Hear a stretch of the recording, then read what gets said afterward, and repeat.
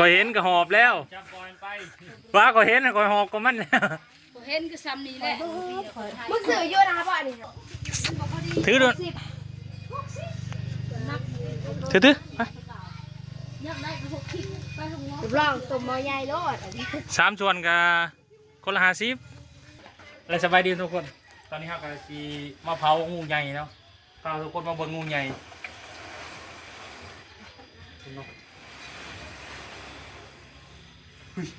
ขนาดจับก็ยังเยื้องเลยงูใหญ่นี่ทุกคนเพิ่งเคยเห็นยาวประมาณ3 เมตรปลายน้ำหนัก5 โลบอกว่าใหญ่เนี่ยเขาสิบเผางูใหญ่นะแล้วมาเบิ่งมาเผาใช่ไหมเผาเลยปะหน่อยจะเผายังบ่งความยาวมันเนาะบ่งความยาวมัน